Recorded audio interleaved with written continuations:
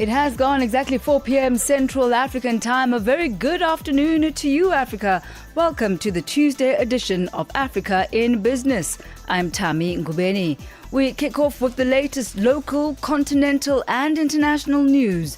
Standing by with your latest bulletin at 4 p.m, here is Jwalane Tulo Ngwebe. SABC News.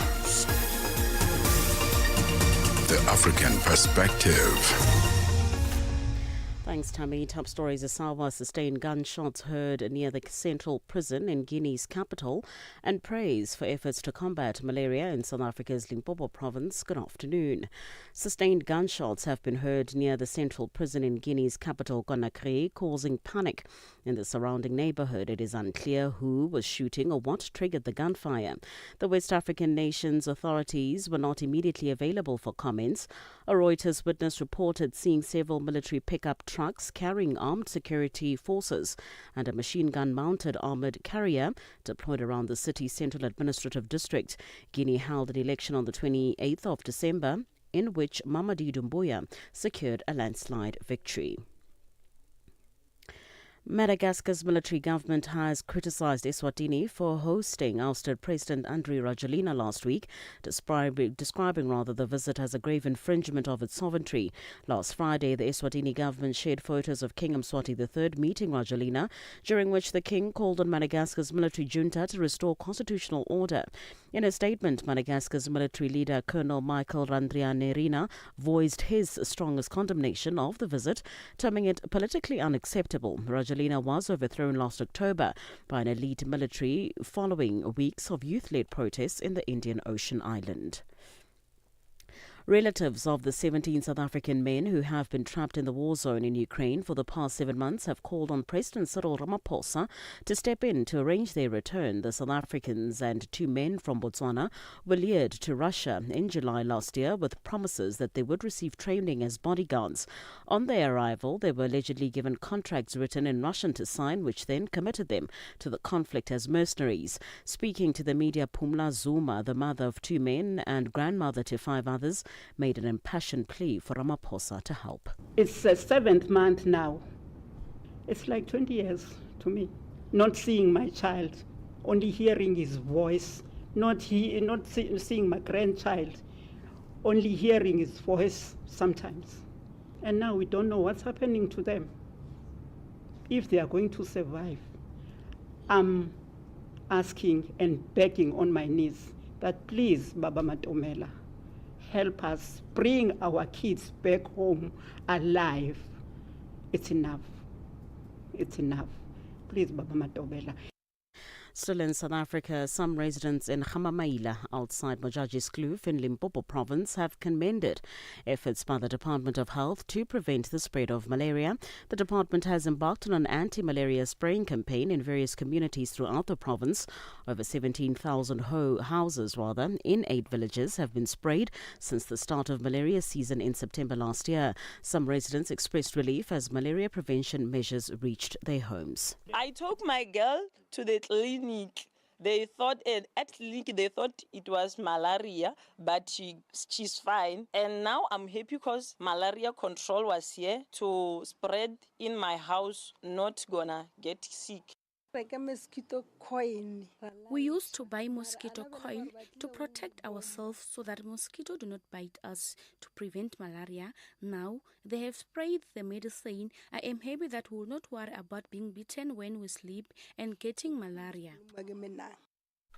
And finally, hundreds of demonstrators have gathered again in the Australian city of Sydney to protest over the police response to a rally against the visit by Israel's president. Nearly 30 people were arrested and 10 officers were assaulted at a vigil organised by the Palestine Action Group in Sydney last night. A video has emerged of police charging and punching demonstrators at the rally. Abigail Boyd is an Australian politician at the protest. This is not a football match. It doesn't need to be either or. You can feel compassion for people in Gaza and also feel compassion for people in Australia, Jewish community who are feeling targeted right now. We can have enough compassion for all, but the idea that we were somehow a danger or a threat to Jewish Australians is a fabrication of the government to justify their brutal actions.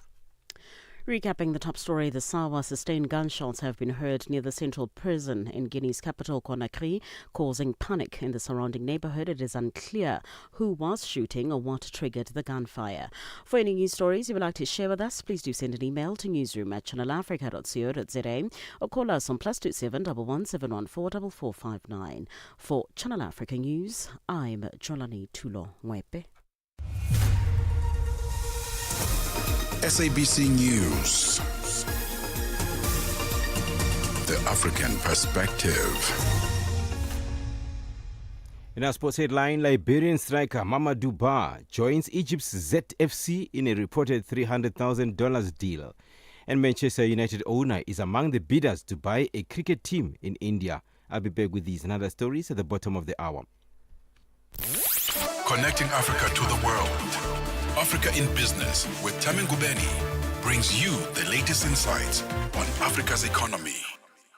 It has gone exactly 6 minutes after 4 p.m. Central African time. A very good afternoon to you, Libya. Good afternoon, Niger, Sudan, Guinea-Bissau. Good afternoon, Zimbabwe. Good afternoon, Africa. Welcome to Africa in Business. This is your Tuesday edition. I'm Thami Ngubeni. Coming up this hour, we'll focus on Botswana's economy. It is projected to grow by 3.1% this year. And we reflect on the mining Indaba, which is currently underway in Cape Town, South Africa. African enterprise meets global opportunity. Africa in Business on Channel Africa. We start off this afternoon at a look at China-SA trade relations.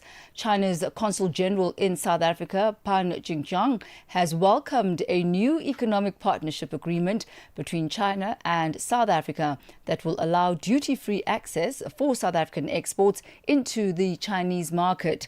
Speaking during the Chinese New Year celebrations in Sandton, Johannesburg on Monday evening, Pan said the deal is expected to strengthen trade. It's also expected to boost investment and deepen strategic cooperation between the two nations.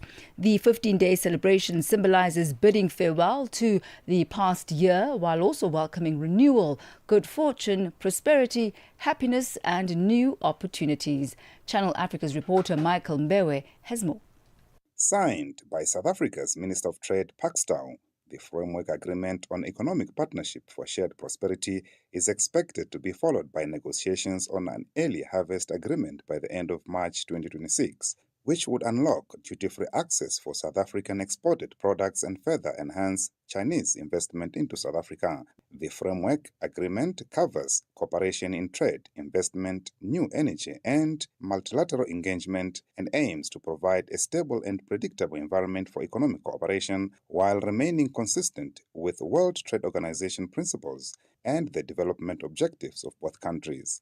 In his remarks, Chinese Consul General Pan Jingjiang described the agreement as a landmark deal aimed at strengthening investment ties between the two countries. Only a few days ago, China and South Africa signed the China-Africa Economic Partnership Agreement, a landmark deal set to grant South African exports duty-free access to the Chinese market, boosting investment into South Africa's economy. We look forward to an early harvest of its implementation, with bilateral robust trade ties and industrial cooperation helping to revitalize the country's growth and delivering more benefits to the people. Pan says China and South Africa have strengthened political trust, expanded economic cooperation, and deepened people-to-people ties over the past year under both countries' leadership. Over the past year,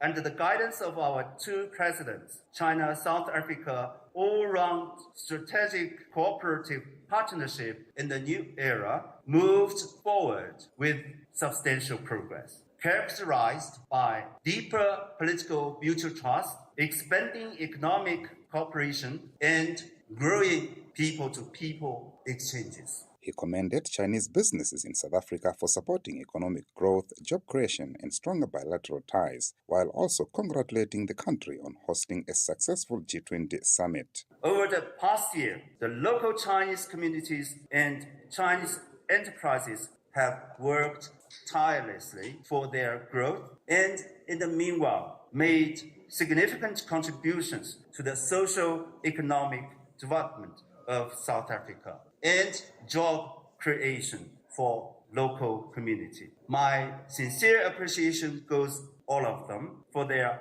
positive role in strengthening China-South Africa bond at all levels. We congratulate South Africa on its hosting a successful G20 summit last year, which made remarkable contributions to African peace and development and left a global South imprint on global governance. Meanwhile, Gauteng Legislature Speaker Marukane Masupe says Chinese investment continues to support key sectors in the province, expressing hope for stronger trade and economic partnerships ahead. The Gauteng province has managed to attract investment from China for various sectors of our economy. Similarly, our business people are investing in China, as you have alluded to, Mr. Peng. I wish that this year's Lunar New Year will bring renewed energy to you as our Chinese friends to continue contributing to the economy of the world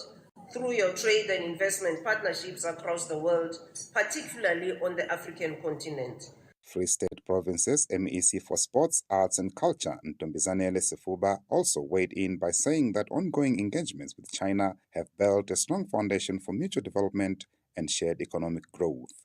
We have had several engagements with the Republic of China, led by the Premier of the Free State, and some at a municipal level. These engagements between the Free State Province and the People's Republic of China have established a solid foundation for collaboration and mutual development. We appreciate this form of engagement between the two nations, which is not based on superiority complex and imperial mindset, but a recognition that development is interdependent and growth should be a shared growth. Michael Mbewe, Channel Africa News, Johannesburg. African enterprise meets global opportunity. Africa in Business on Channel Africa.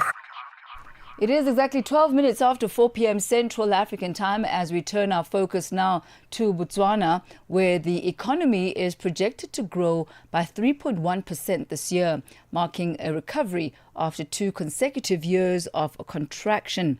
However, public debt is expected to breach the government's statutory ceiling as the country grapples with another large budget deficit. In his budget speech, Finance Minister Ndaba Kgolate expressed and stressed that achieving the projected growth will require urgent action to accelerate economic diversification as well as strengthen non-mining sources of growth. For more on this, we joined on the line by economic analyst Tsepo Khadima. A very good afternoon to you, Khadima. Good to have you with us. Welcome. Daughter of the soil, greetings to you as well as to the listeners of Channel Africa. Daughter of the soil, I love that. I will claim it. I take it with me. So let's focus on Botswana for a moment.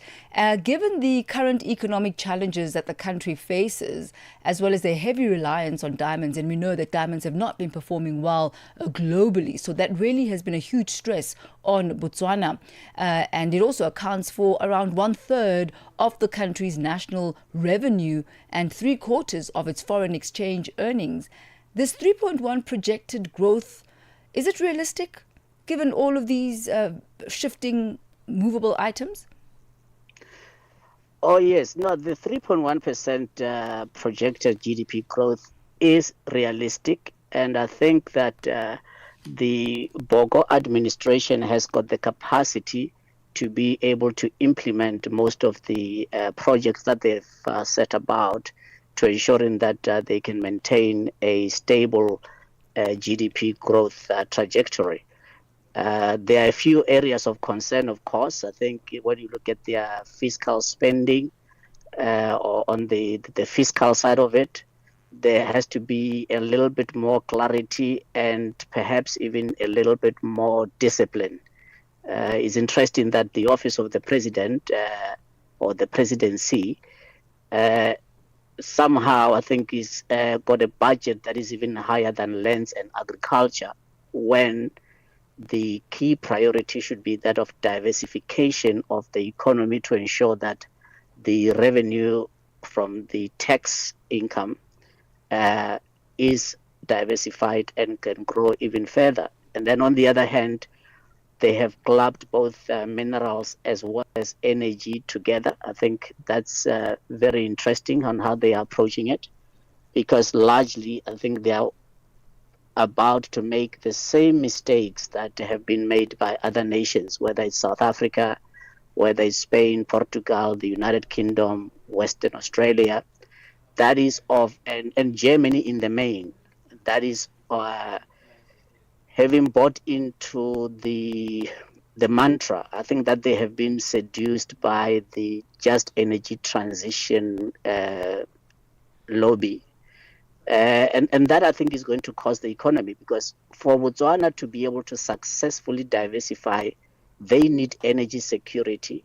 And such energy security needs to come from what is normally referred to as base load electricity sources, meaning dispatchable energy available on demand, but it must be at the least cost. Now, the policy posture that they seem to have adopted on this very important area of the economy of energy, I think it might affect their capacity to be able to exceed the projected 3.1%. But overall, I think that they could do better. Mining also, a lot has been said about diamonds, which account for 1/3 of the or the GDP in total.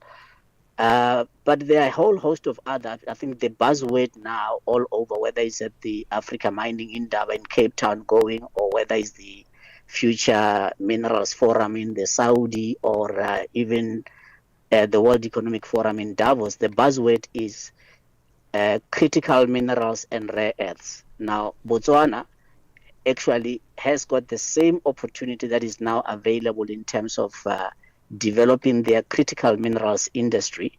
And in so doing, then they have an opportunity of developing economic infrastructure in the main. And that should in turn enable them to exceed the projected 3.1% GDP growth. I want to circle back to the diamond production and the fluctuations in the global diamond demand. How vulnerable is Botswana's growth forecast to those fluctuations? I think one of the drawbacks, and they have got a once in a lifetime opportunity to be able to remedy that untenable situation, whereby they, as much as Botswana, the diamonds of Botswana globally, actually they are rated as the #1 producer of gem diamonds. The fundamental flaw with their revenue model has been that of effectively getting the price at the mine gate and not getting the price at the end of the value chain.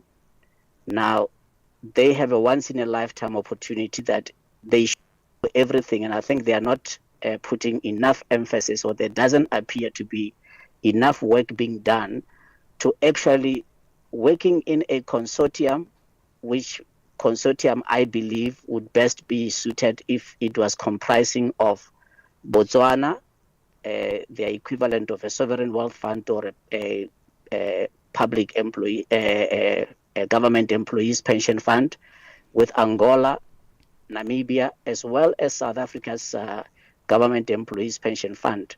They should actually come together as a consortium to acquire the company De Beers in order to move them up the value chain and increase their revenue share from this very important sector. That there's a cloud. It just simply means that going forward, they would continue to earn revenue without the associated costs of production, because of the stockpile that we are told that is quite high. But I don't see them doing enough to be able to actually acquire, to de-risk having to earn revenue from the mine gate as opposed to the end of the value chain. That is really quite a novel proposition that would require, a collaboration and cooperation, but certainly one that would yield results for all of the countries concerned. My next question is actually a two-in-one, and if you could answer it as such as well. We mentioned, and the finance minister more specifically stressed that the country needs to strengthen its non-mining sources of growth. If you could highlight for us what the likely drivers of this growth would be outside of the mining sector, and then also on the back of that, the policy reforms that are most urgent if Botswana actually wants to push growth beyond this 3.1%. Yeah, I think one of the things that Botswana needs to rethink and really forgo now is timely, is that on the tourism front of having low visitor numbers but high price. They do not have a appeal to the mass market, and yet they have got such an exceptional tourist offering when you look at the tourism product of Botswana. And that would assist them a great deal, because we are seeing tourist numbers globally, they are on the rebound, and for a foreseeable future. And we just seen by what is happening with the aviation sector. So they don't appear to be geared to be able to diversify the economy and start to earn the much needed revenue and to harness the potential of their tourism product. That is on the one hand. On the other is in the area of agriculture. Botswana has got vast lands, and they don't appear to be having really effective strategies of how to ensure that they grow the percentage of the agricultural output, because both tourism and agriculture are labor intensive.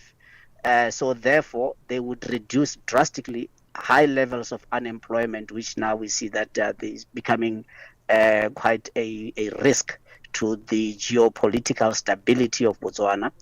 And then on the other hand, to ensure that they are having targeted spending in terms of economic infrastructure to enable and to unlock the potential, both in terms of agriculture, in terms of tourism, and that economic infrastructure. I'm talking about roads, I'm talking about rail, I'm talking about water. I mean, Botswana has got access to the Zambezi River Authority in terms of quota of how much water, but that is one key economic infrastructure project that they should embark on to ensure that water is available throughout Botswana, which by and large is an arid country. And then of course on the rail as well, to ensure that their rail is expanded and can be able to connect not only through South Africa but into the new hub through the Trans-Kalahari into Namibia, because a lot of their imports, as it's a landlocked country, relies very much on the most cost-effective logistics value chain. So those are the areas which it stands to be seen if they will be able to increase their revenues in that, or rather to diversify the economy and effective implementation. I think execution, and governments are prone to making the pronouncements at the beginning of the year when they are delivering a budget, but execution always falls short. And I think that's the biggest challenge they are facing. Tshepo Kgadima, we'll leave it at that. Thank you for a really comprehensive breakdown of Botswana and their way ahead and how they will hopefully achieve that 3.1% growth that they are projecting. Thank you for your time, Tshepo. Have a good one, Tate Kgadima. Great pleasure. Thank you much. Thank you. He takes us to 23 minutes after 4 p.m. African enterprise meets global opportunity. Africa in Business on Channel Africa. Je, una jambo lolote akilini mwako? Je, una shauku kuhusu masuala muhimu? Na je, una maoni ambayo unataka yasikike? Kweli, hili jukwaa ni la kwako. Piga simu au tuandikie kwenda WhatsApp namba alama ya kujumulisha 2760552594 na tutakupigia simu. Mtangazaji wa habari zetu za Afrika Kusini mjini Johannesburg. Hivyo unaweza kuwa mshirika kwenye matangazo yetu. Sio mazungumzo tu, ni fursa yako ya kuchangia maoni yako na kushirikiana na jumuiya ya wasikilizaji wasikilizaji wanaotamani mtazamo wako. Tufuate kwenye mitandao ya kijamii. Tembelea tovuti yetu www.channelafrica.co.za na uwe tayari kushiriki na kuchangia maoni yako kwenye Channel Africa. Channel Africa, mtazamo wa Kiafrika. Africa in Business on Channel Africa.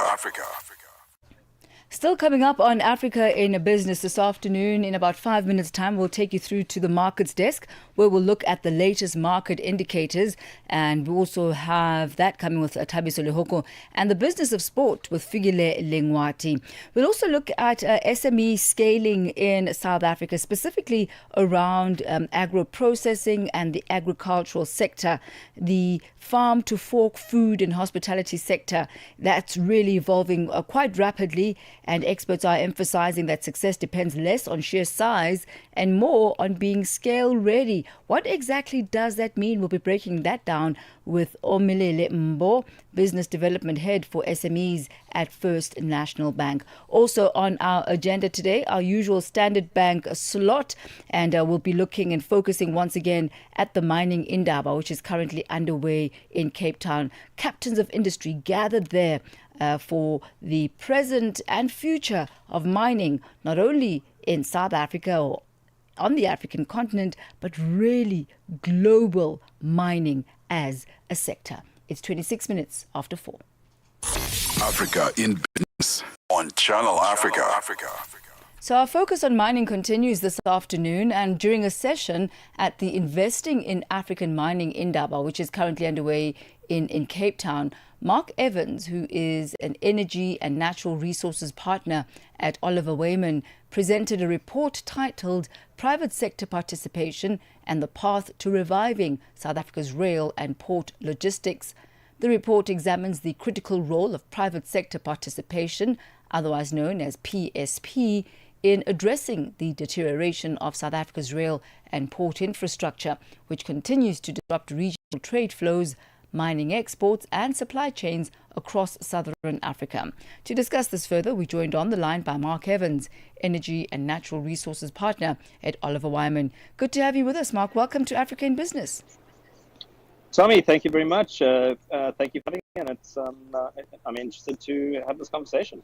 Well, let's start off first of all with understanding why private sector participation has now become such a critical lever for South Africa's export recovery at this moment. Why now, and why a focus from the private sector?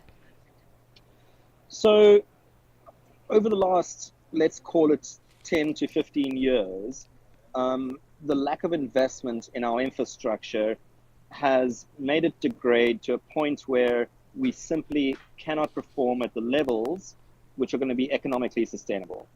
Our infrastructure is 100% absolutely critical to be generating the GDP for our economy. So that's the problem. Now, finally and thankfully, government bodies, the Department of Transport, including Transnet, have acknowledged that simply they can't do it alone. They cannot fix the problem alone. Number one, they don't have the funds, and number two, they struggle with the capability. And so therefore, they have turned to private sector and said, please help. And the response from private sector has been overwhelming. In a recent RFI released, there were more than 160 participants from the private sector that responded saying, we're interested, because it's so important to fix it. So, retrospectively, how much is rail underperformance costing South Africa's mining and export sectors annually? This is not a new problem, we know it. Transnet has been battling an ailing rail and port service for quite a while now. How has it impacted the coffers? You're probably looking at a couple of billion a day. A day? A day, per day. You are looking at a huge amount of money. If you consider all the different elements of transport, whether that's coal, iron ore, manganese, general freight, it is costing us huge amount because we're just not able to export our products, and therefore there's no taxation on that. So, I mean, it is a huge amount of money. So, I'll give you a number. Just on the chrome, and that's one of the smaller commodities, is about 7 billion per annum. So that's a smaller number. 7 billion per annum, and that's a smaller number, you say. So, realistically speaking, could fixing these rail logistics meaningfully shift the SADC region's export competitiveness? Without a doubt, fixing them will make us more cost effective. At the moment, a huge amount of our bulk commodities go on our roads, which number one, first is not safe. Number two, is destroying our roads. And number three is 30% more expensive, which someone has to pay for. And therefore, we're not as competitive as we could be should our infrastructure system be working. And how has this impacted regional trade and landlocked economies in Southern Africa? It's to some extent it has, yes, because there's less eagerness to use the South African network because it's unreliable, and so therefore people are sending product elsewhere, the likes of through Namibia, the likes of Mozambique, and so it's changed let's call it the direction of freight. So should these infrastructural challenges and operational challenges with Transnet and the rail infrastructure be fixed, are these losses reversible? Could South Africa regain those losses, or is it too far down the line? Are there other trade routes and other options that have now been created which may actually, at the end of the day, be preferable for the traders? The short answer is yes, it can be reversed. And because if you look at what private sector is currently doing, and there are multiple examples of this where private sector is stemming production. They're shutting down mines. They're putting mines on care and maintenance because they can't move their product. So if you add capacity to the network, the ability to produce exists. And so then you'd see a ramp up of production, which would then move more product, which then equals more revenue for the country. So it really is it's a win-win. So we've looked at SADC and how the blockage at the ports has impacted SADC, how it's impacted South Africa, its infrastructure, etc. But what forms of private sector participation have actually proven to be most effective when we look at global practices in reviving rail systems? It's those ones where there is deep collaboration between private sector and the government and open agreements. There's some fantastic examples, for example, in Mexico, in South America, where they really have done a great job of putting together the right agreements. And that's in some cases that's the state, and which I believe will be the case here in South Africa. The state will still own the infrastructure, but may not operate it completely. And in other words, getting the private sector to operate the elements on top of that, which is either the rolling stock or the ports or the maintenance thereof. And so it's a combination. But there are great examples around the world where this has worked and is known to work. All right, Mark Evans, thank you so much for your insight this afternoon. This certainly is the path that the public-private partnerships in South Africa are following as well, that which we are outlining. We thank you for your time and your insight this afternoon. Thami, thank you very much. Thank you, sir. That's Mark Evans, Energy and Natural Resources Partner at Oliver Wyman. He takes us to exactly 4:34 Central African Time. Let's head over to the markets desk where Thabiso Lehoko is standing by with your latest market indicators.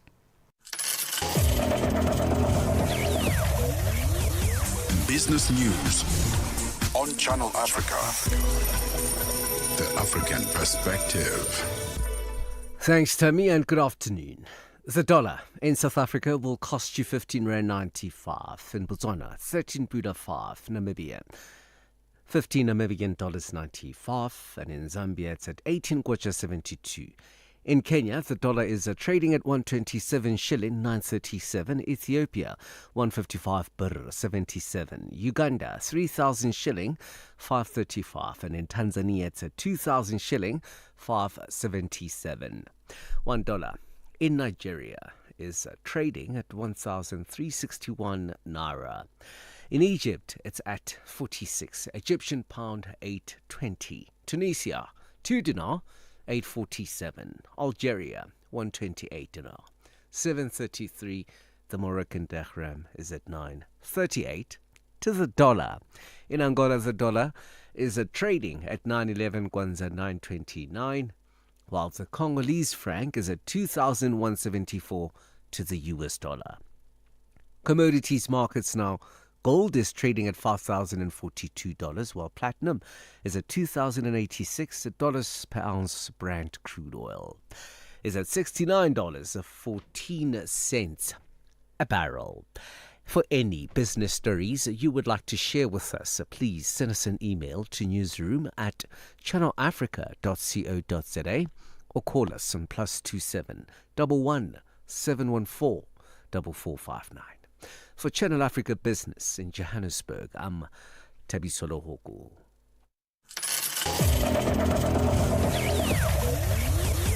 Business news on Channel Africa. The African perspective.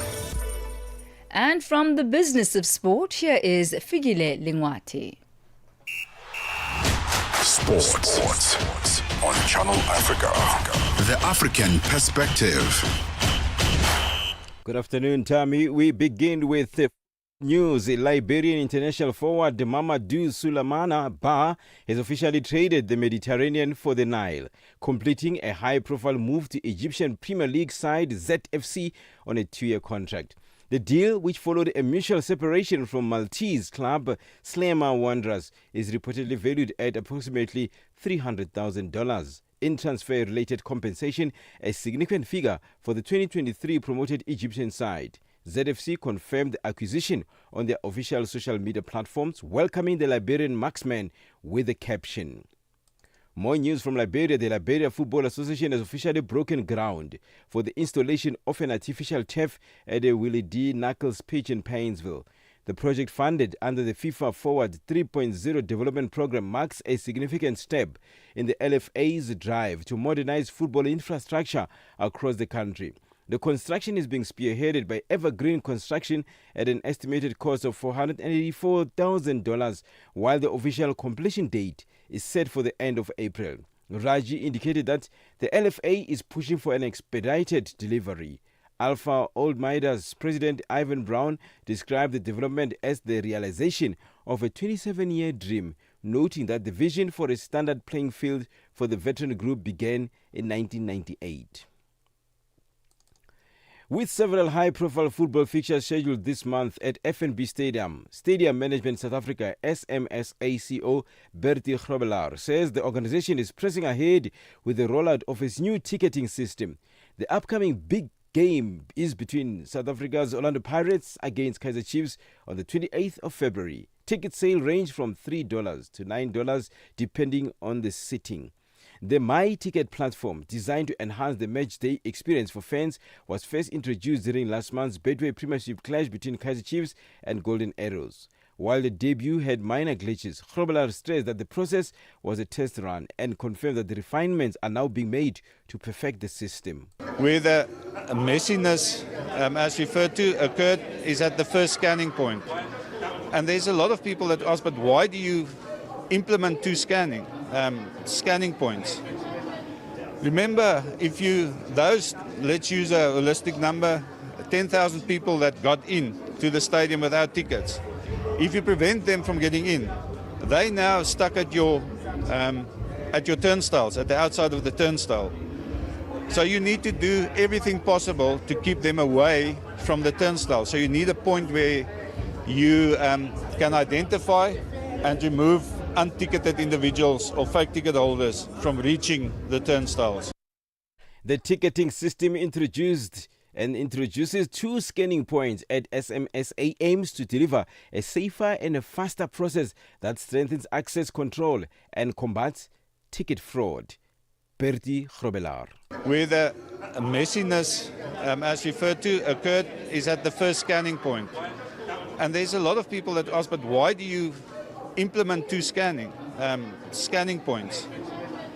Remember, let's use a holistic number, 10,000 people that got in to the stadium without tickets. If you prevent them from getting in, they now stuck at your messiness, as referred to, occurred is at the first scanning point. And there's a lot of people that. And in cricket news, global investors, including Manchester United co-owner Avram Glazer, are looking at bidding over $1 billion to buy the Royal Challengers Bangalore RCB and Rajasthan Royals RR franchises. The estimated bid amount for each franchise is expected to be close to or exceed the combined value of the Lucknow and Ahmedabad IPL franchises that the BCCI sold in 2021 for a combined total of $1.69 billion. According to at least two people with knowledge of the process, the estimated bid for RCB is likely to be between $1.2 and $1.8 billion, while RR it's likely to be between $1.2 to $1.4 billion. For any sports stories you'd like to share with us, please do send an email to newsroom@channelafrica.co.za or call us on +2711 714 4459. This is Channel Africa Sport with me, Figure Lungwati. Sports on Channel Africa. The African perspective. Gender-based violence is destroying lives and tearing communities apart. It happens in homes, in schools, at workplaces, and too often in silence. But it doesn't have to continue. If you see it, speak out. If you are hurting, reach out. Because doing nothing is not an option. Listen to all 19 SABC radio stations from Wednesday, 23rd of July for hard talk, discussions, advice, dramas, educational shows, and interviews around GBV with experts, survivors, lawmakers, and the whole country affected by gender-based violence. For all your favorite SABC radio stations, call 0800 428 428 to report abuse or get help. GBV, it ends with you. This message is brought to you by the SABC. African enterprise meets global opportunity. Africa in Business on Channel Africa. It is exactly 4:42 Central African Time. A focus now on Corruption Watch, and the anti-corruption movement Transparency International has released the 2025 Corruption Perceptions Index, the CPI, highlighting worsening corruption and a decline in leadership globally.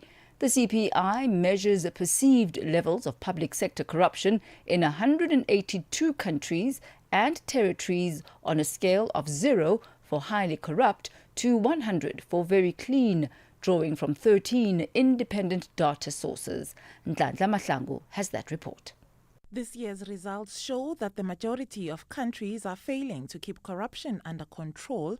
122 out of 180 score under 50, while the number of countries scoring above 80 has decreased from 12 a decade ago to just 5 this year. Transparency International says this reflects a worrying trend of democracies experiencing rising corruption against a background of tensions between major powers, a dangerous disregard for international norms, the deadly impact of the climate crisis, and increasingly polarized societies. It says these challenges point to the need for strong and principled leaders and institutions with integrity to protect the public interest. Mzwandile Panjantwa, campaign coordinator at Corruption Watch, says South Africa's anti-corruption efforts, as reflected in this year's index, are still found wanting as the country stagnates with a score of 41, the same as in 2024, and still below the global average, despite a general decline globally for the first time in more than a decade to just 42 out of 100. He says the picture in South Africa is equally discouraging, showing little to no progress in the last 3 years. South Africa, which has not seen any movement either be it through the various interventions that South Africa has undertaken, be it through the Madlanga Commission that has now been established, that continues to do the amazing work that it does, and has also released a preliminary report. But what we are seeing is that South Africa has not moved in its scoring. It is exactly 44 minutes after 4 p.m. Central African Time. That was Channel Africa's Nhlanhla Mahlangu. Now, South Africa's farm-to-fork food and hospitality sector is evolving rather rapidly, with experts emphasizing that success depends less on sheer size and more on being able to scale and being ready to do so. Omelele Mbo, Business Development Head for SME at First National Bank, says rising costs, energy disruptions and logistical challenges are forcing businesses to rethink their growth strategies. While some operators successfully expand and enter formal markets, others struggle not due to a lack of passion or quality, but because they lack the systems and the processes needed to scale effectively. To discuss this further, we joined on the line by Omelele Mbo, Business Development Head for SME at First National Bank. A very good afternoon to you. Good to have you with us on Africa in Business. Welcome. Afternoon, Thami, and hello to the viewers. So let's start off with an understanding of how does one identify a small and medium enterprise that's ready to scale in Africa's farm-to-fork food and hospitality sector, and maybe just a brief explanation as well of that phrase, farm-to-fork.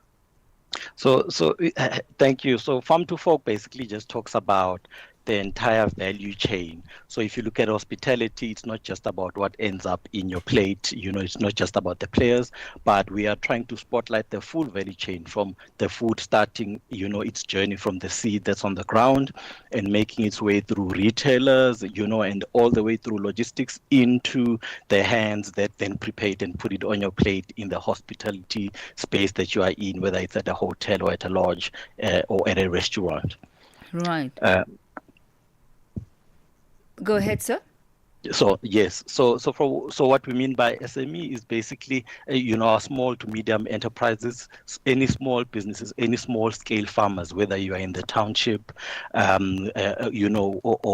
not outside the township, in any space, growing up to a space where typically in South Africa we use turnover to segment clients, and we say anything that goes up to around 50 million turnover is still considered an SME, and scale really can come to you at any stage within that life cycle. So there isn't really a level or a turnover where we say actually you are ready to scale. But yes, the bigger you are, the more likely you are to consider scale. But actually scale can hit your business at any level, and the message is you must be ready for it as a business. I understand you saying it can reach you at any level, but are there specific sectors or types of farm-to-fork businesses that have the most potential for scaling successfully in South Africa right now? I would say outside of farmers, because farming is a bit difficult to scale because of the known constraints around getting more land, and all those things, and growing your yield and so forth. And some of the challenges we see with our small farmers is that how they're solving their issues is they're coming together to create economies of scale, and so that they can tap into big ecosystems and supply to bigger manufacturers, to bigger off-takers.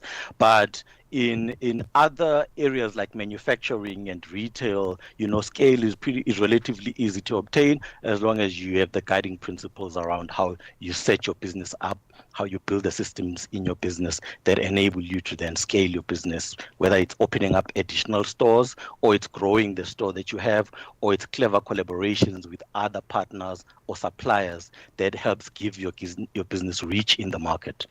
I think you adequately highlighted the type of challenges that are experienced within the farming sector, the availability of land, for example.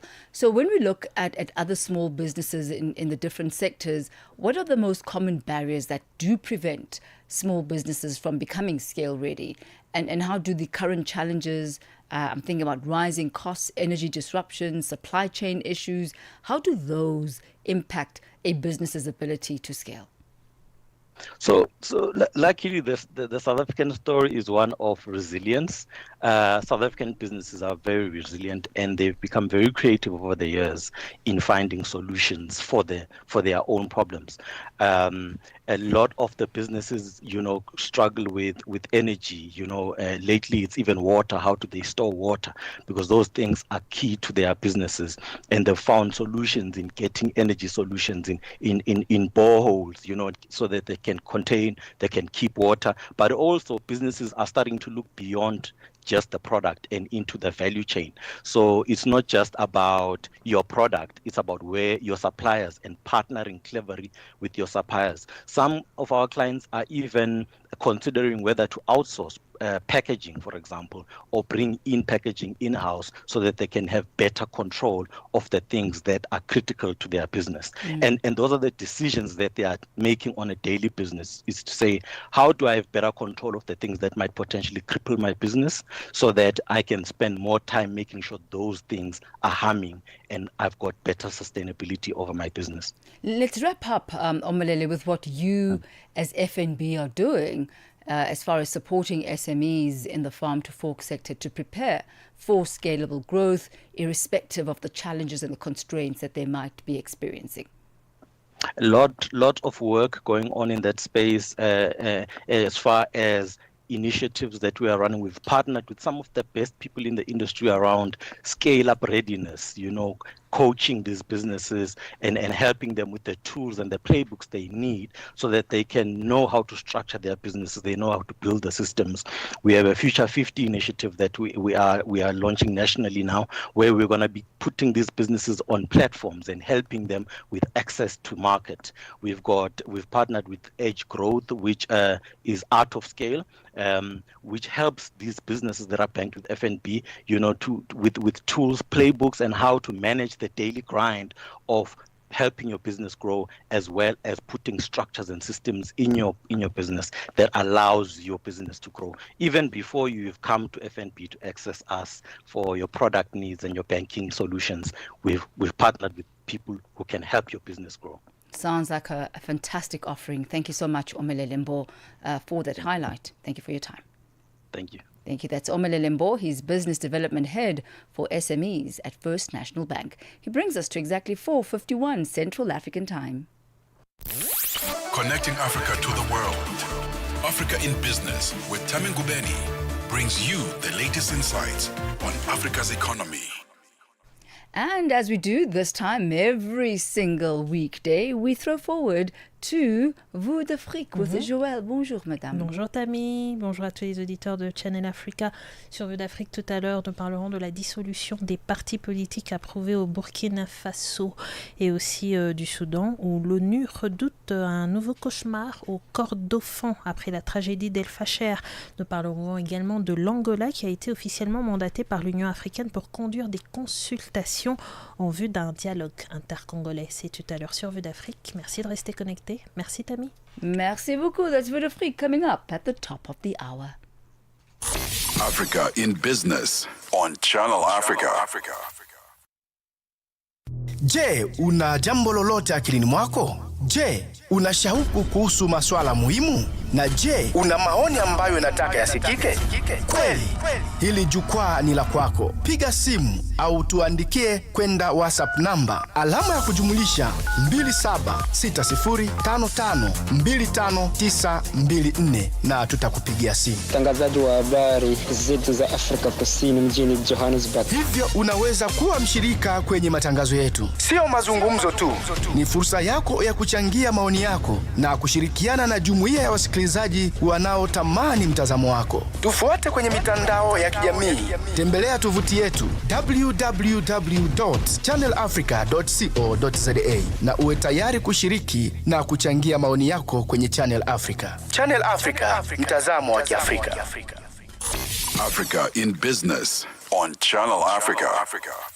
It is exactly 4:53 Central African time. Let's just recap on some of the top stories that we brought you today. We had our Channel Africa reporter Michael Mbewe focusing on the SA-China relations and the free trade. You'll remember the free trade agreement that was signed recently, tariff-free between South Africa and China. And there were also some developments coming out of the Chinese New Year celebrations in Johannesburg, where the China's Consul General, who is based in South Africa, welcomed the new economic partnership and commented on that and how this is going to be allowing duty-free access for South African exports into the Chinese market. Also, a focus on Botswana and their growth strategy. They have projected a 3.1% growth in this coming year. This is despite 2 consecutive years of contraction. We spoke to Tsepo Khadima, their economic analyst, and he really focused on something quite interesting,